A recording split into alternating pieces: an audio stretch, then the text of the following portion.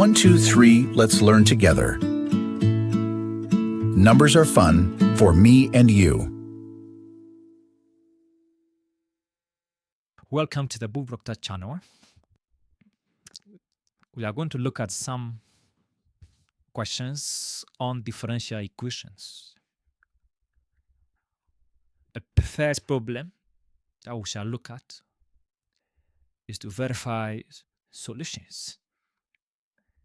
We have to show that y1 of t equal e exponent t and y2 of t is equal to 1 are solution to y double prime is equal to the square root of y multiplying y prime.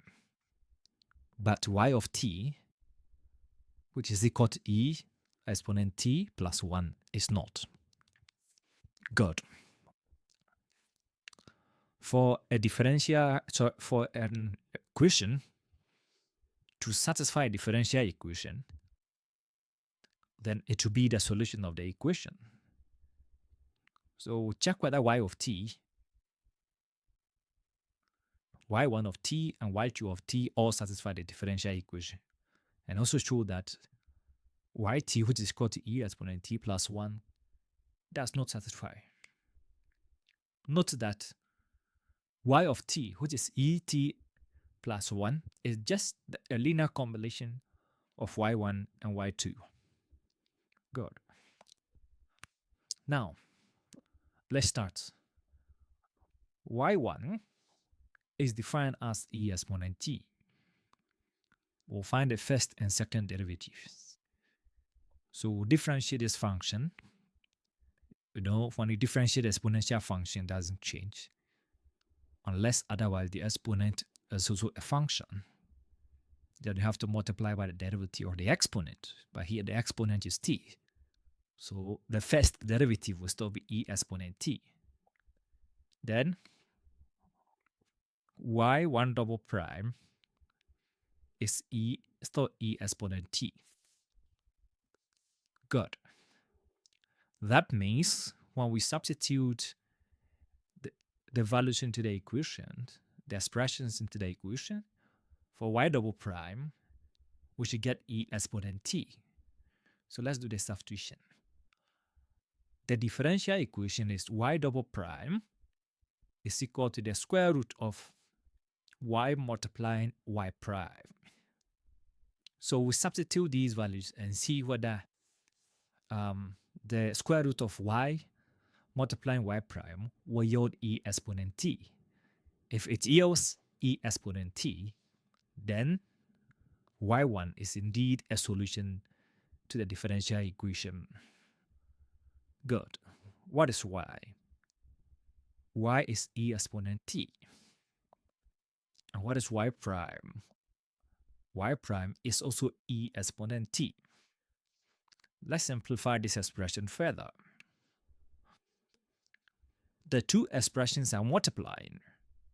So by the rules of indices, we have to add the exponent, and that will be e exponent 2t. Then we can rewrite this as e exponent t all squared by the same rules of indices. Then we know that the square root will take care of the square, and we'll be left with e exponent t, which is exactly the value of y1 double prime. Hence, we say that y1 of t is equal to e exponent t satisfy the equation. So y1 is equal to e exponent t is a solution to the differential equation.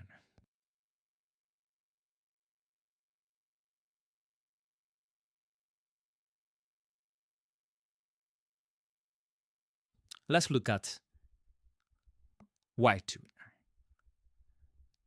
y2 is defined as 1. y2 is a constant.